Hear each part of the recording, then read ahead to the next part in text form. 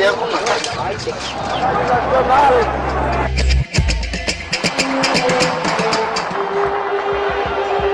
trabalhador brasileiro possui hoje seu código de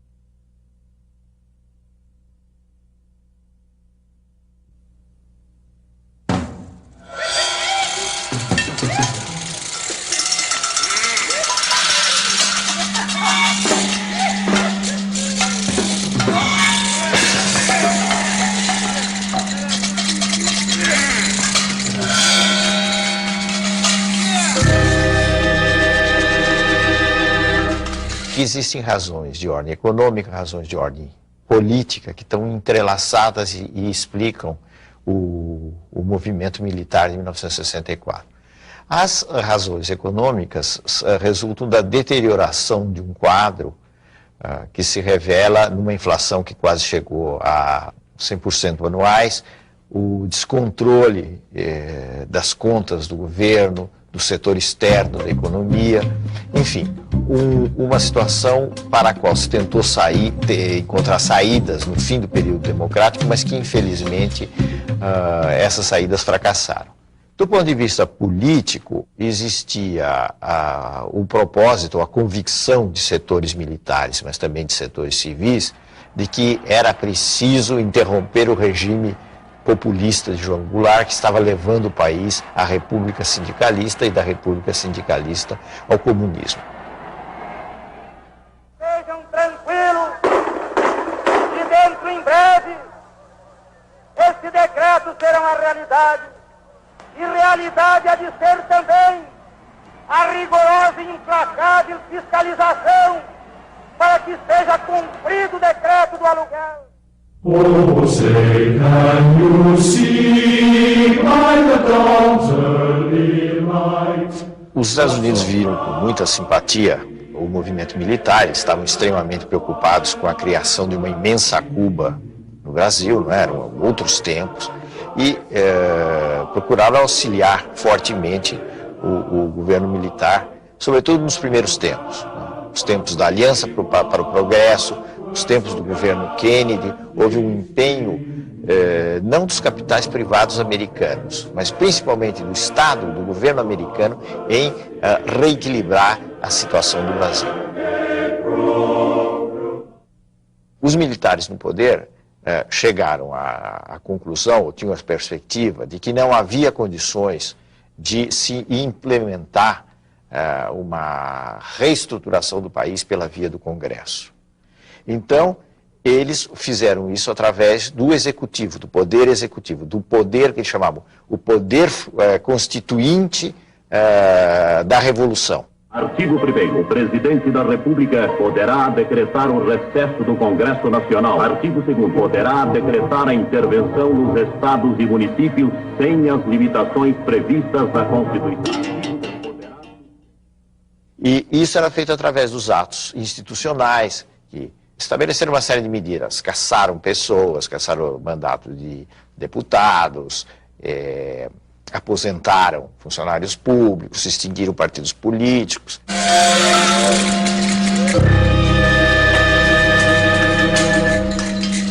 Esses atos nasciam da autoridade do general-presidente Castelo Branco. E das tradições e princípios morais e políticos que refletem a alma brasileira.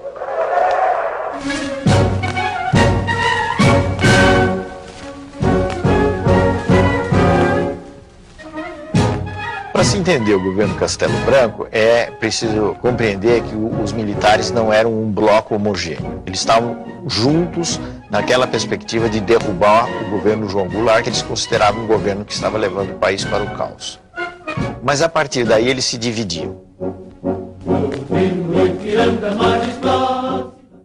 Existia o grupo mais intelectualizado, que era chamado o grupo da Sorbonne, com uma alusão à Universidade Francesa, que pretendia, na realidade, fazer uma espécie de purificação no país.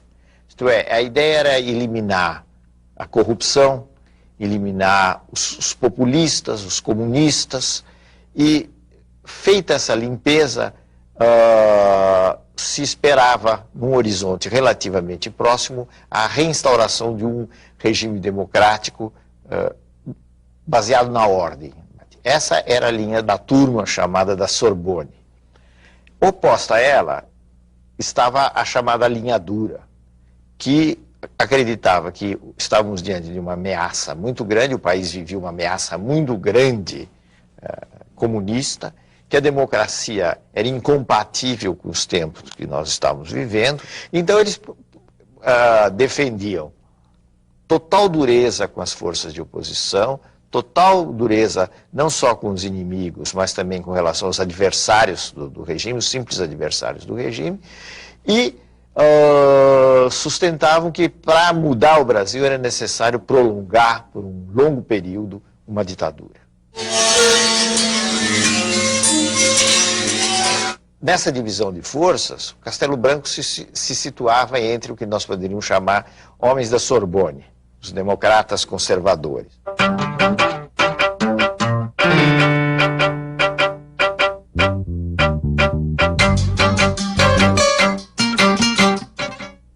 Houve uma pressão muito grande da linha dura sobre o Castelo Branco, no sentido de que era preciso reformular esse sistema partidário, que não era possível manter aqueles partidos existentes, porque senão a revolução, apesar dos atos institucionais, etc., começaria a perder força, porque seria derrotada nas eleições.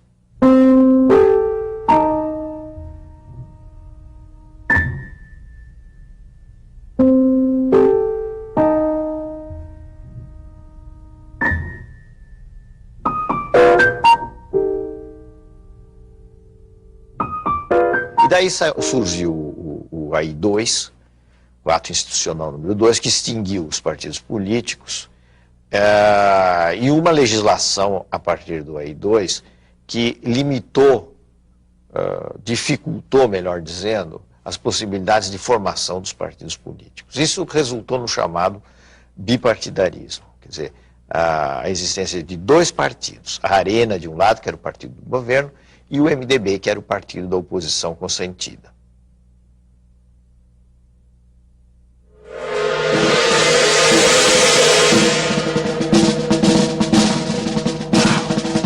Os militares consideravam que havia duas forças em choque no mundo.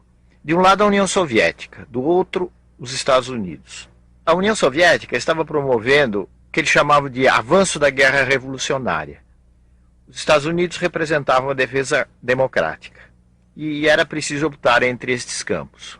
E o grupo castelista, o grupo que foi formado pela Escola Superior de Guerra, optou claramente pelo campo americano. Então, os castelistas eram muito pró-Estados Unidos no plano da política externa e, ao mesmo tempo, eram, digamos, mais democráticos do que os partidários da linha dura. Os partidários da linha dura combinavam mais nacionalismo com repressão, com violência. Podemos dizer que no espírito da Constituição de 67 estava a doutrina da segurança nacional, que era uma doutrina formulada no período da Guerra Fria. A outra coisa que também era novo na Constituição de 67 foi a consagração, que já vinha dos atos institucionais, das eleições indiretas em todos os níveis, não é? Para presidente da República, para governador dos estados. O general Castelo Branco, cujo mandato foi até prorrogado contra a vontade dele, ele não queria que houvesse essa prorrogação, não conseguiu fazer um sucessor. O que significa que o grupo castelista não conseguiu fazer o sucessor. Tanto assim que a linha dura conseguiu impor o general Arthur da Costa e Silva. Prometo manter, defender e cumprir a Constituição, observar as leis, promover o bem geral e sustentar a união, a integridade e a independência do Brasil.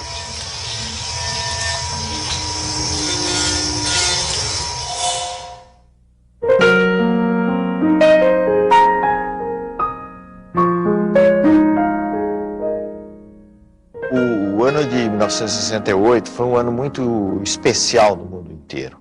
Foi um ano em que houve um grande movimento na França, um grande movimento popular na França, pela mudança não só das instituições, pela mudança dos costumes políticos. Se falava da imaginação no poder, era uma frase do movimento 68. Então, 68 foi um ano que, se não mudou o mundo, pelo menos sacudiu o mundo em todos os planos. No plano da economia, mas eu diria que principalmente no plano da cultura.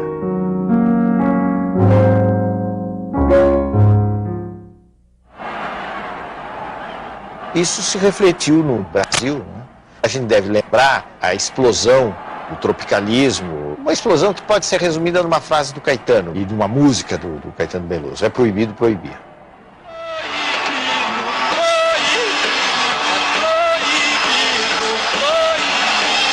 Mas é isso que é a juventude que diz que quer tomar o poder. Vocês têm coragem de aplaudir este ano uma música, um tipo de música que vocês não teriam coragem de aplaudir no ano passado?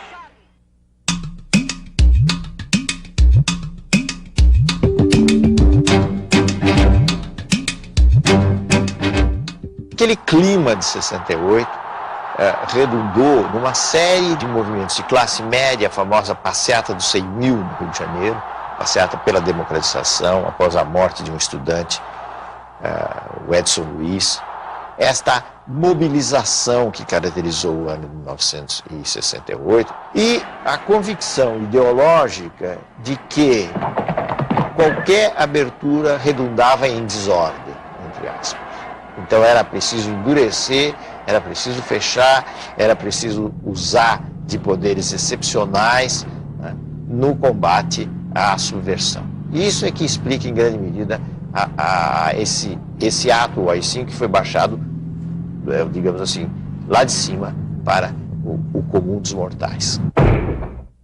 O AI-5 estabeleceu de novo uma série de medidas excepcionais que a Constituição de 67 havia suspenso.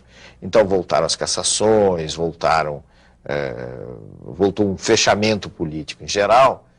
E o que é importante no AI-5 também é o fato de que todo esse fechamento foi feito sem prazo. Quer dizer, o AI-5 veio para ficar. É como se dissesse, o AI-5 dura, o AI-5 era um produto da linha dura, o AI-5 dura enquanto for necessário.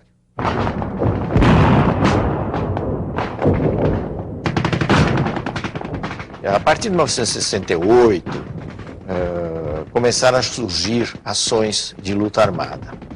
Mas nós podemos dizer que o período de auge da luta armada foi o período posterior ao AI-5. Foram os anos 69, os anos 70, foram os anos mais sensíveis, digamos assim, da luta armada. O que estava por trás da luta armada? Estava por trás da luta armada a ideia de que, por métodos pacíficos, seria impossível derrotar a ditadura.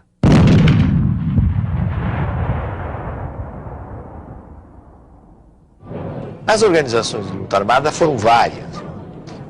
Uma delas foi a Aliança Libertadora Nacional, que teve como figura principal o Carlos Marighella, que acabou sendo morto pela repressão.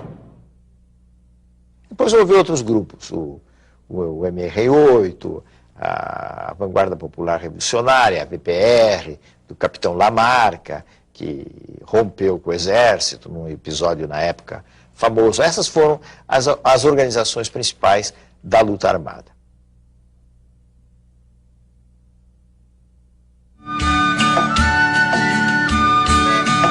essa ideia da luta armada foi muito influenciada pelo clima existente na época, não é? E pelo êxito da Revolução Cubana. Porque a Revolução Cubana realmente representou alguma coisa de espantosa. O regime militar desencadeou uma repressão muito violenta, feroz sobre esses grupos e que atingiu, inclusive, setores da sociedade que não estavam integrados nesse grupo. Quer dizer, quando se fala em tortura no regime militar, a gente deve lembrar que só em 68 a tortura se tornou sistemática em todo o país, como um instrumento político.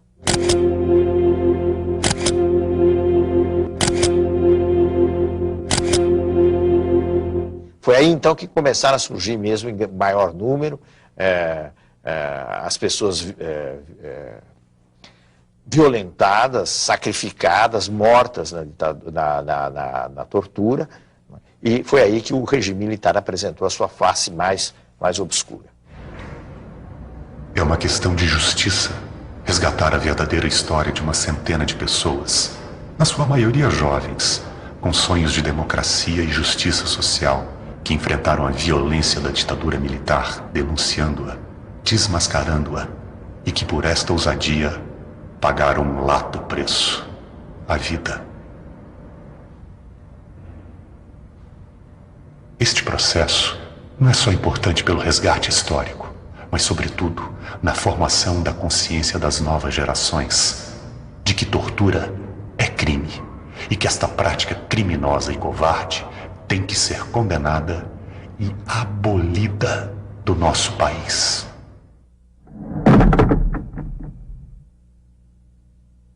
Costa Silva ficou doente, foi afastado do poder, houve o comando do país passou para os comandantes das três armas, e daí se fez uma eleição, que era sempre uma eleição a portas fechadas, se fez a eleição, aí sim, de um típico representante da linha dura, que foi o general Emílio Garrastazu Médici. O nome do Médici está associado a um período mais negro de repressão, podemos dizer que na história brasileira.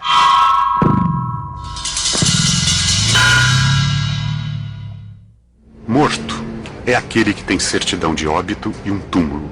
Desaparecido é aquele que a repressão não entregou o corpo e nem tem um túmulo onde se levar uma flor. Eduardo Collier Filho, pernambucano, estudante de Direito, desaparecido. Gildo Macedo Lacerda, mineiro, estudante de Economia, desaparecido. Helenira Rezende de Souza Nazaré, paulista, estudante de Filosofia, desaparecida.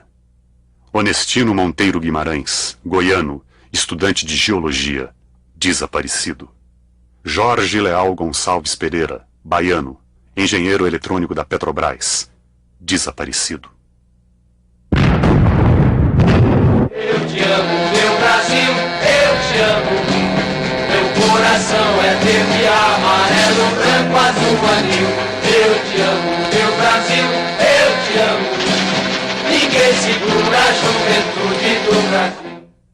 Ao mesmo tempo, o governo Médici foi contraditório.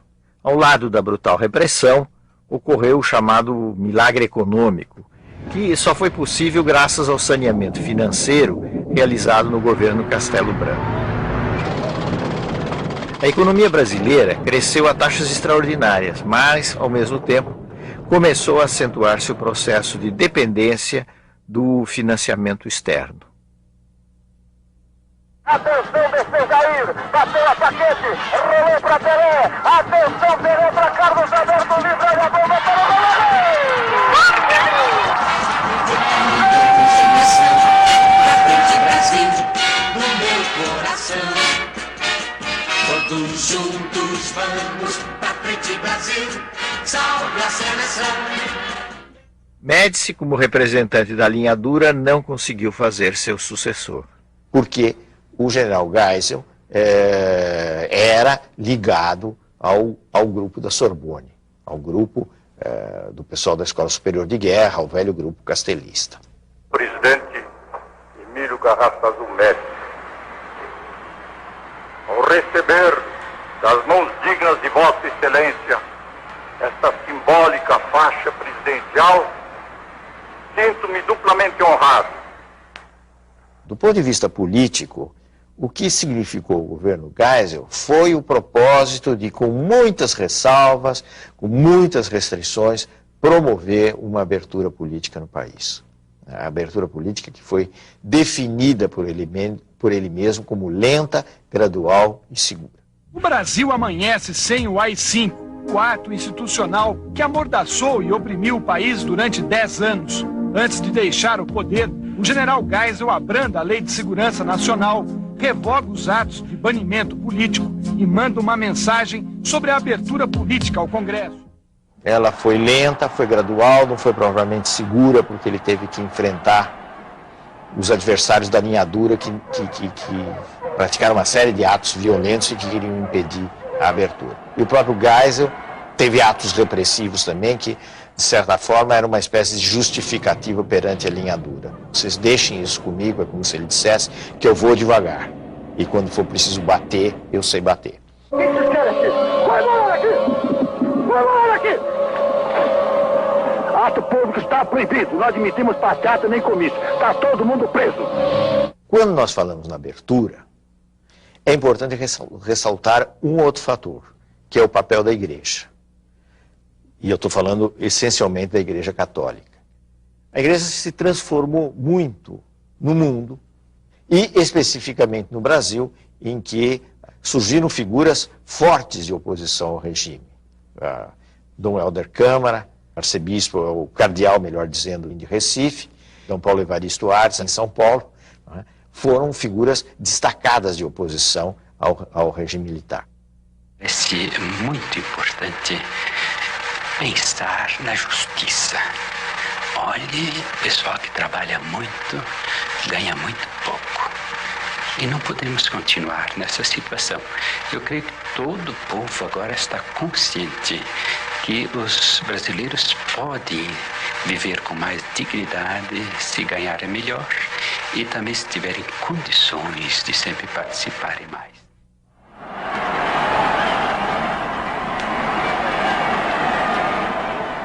A grande novidade, vamos dizer assim, social dos anos 70 foi a explosão dos movimentos grevistas por reivindicações, várias reivindicações, mas sobretudo reivindicações salariais, que caracterizaram os anos 78, 79, especialmente nessa região do ABC, em que se destacaram alguns dirigentes, mas o principal foi o Lula. Os grandes centros urbanos sentem o mesmo problema que os trabalhadores dos países mais desenvolvidos sentem, eles terão que brigar e será irreversível essa briga, e os patrões terão que entender. O último presidente militar foi o general Figueiredo, João Batista Figueiredo. Essa sucessão do Geisel para o Figueiredo representou uma exceção, praticamente, na mudança, na substituição de nomes, porque o Geisel conseguiu fazer o seu sucessor.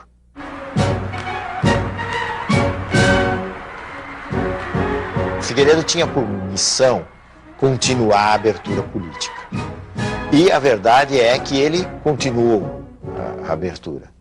Mas ele, ao mesmo tempo, era um homem que vinha do SNI, do Serviço Nacional de Informações, que era um dos órgãos mais importantes de repressão dos tempos ditatoriais.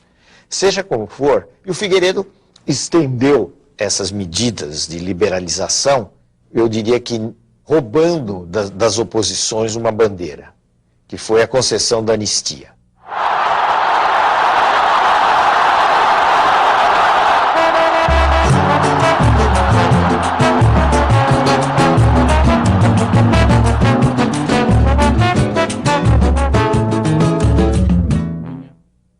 Um dos aspectos importantes do governo Figueiredo foi o fim do bipartidarismo.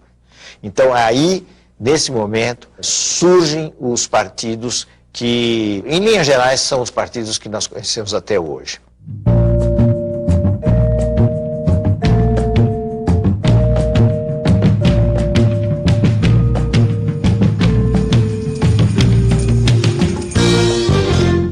Um dos movimentos sociais, sociopolíticos, vamos dizer assim, mais importantes dos anos 80, durante o processo da abertura, foi o movimento do ano de 1984, que ficou conhecido como o movimento das diretas já. Ou seja, era um movimento por eleições diretas para a presidência da República, que as eleições não fossem feitas através do Congresso Nacional, mas sim através de o voto direto, como nós temos hoje.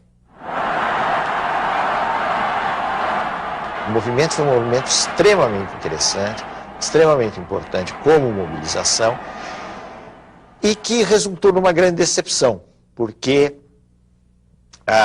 no Congresso a eleição direta passou, vamos dizer assim, mas não teve os votos suficientes, porque ele precisava de do que se chama um quórum especial de votos, né, para ser aprovada. Então, a derrota das diretas representou, para muita gente, uma frustração muito grande. As manifestações pelas diretas começam a se confundir com comícios de apoio à eleição indireta de Tancredo Neves pelo Colégio Eleitoral. A eleição de Tancredo Neves pelo Colégio Eleitoral simboliza o fim do regime autoritário e desperta grandes esperanças no povo brasileiro. Sua doença, seguida de uma morte inesperada, comoveu todo o país. Tancredo não chegou a tomar posse e, dessa forma, o vice-presidente José Sarney assumiu o poder. Era o início dos tempos democráticos.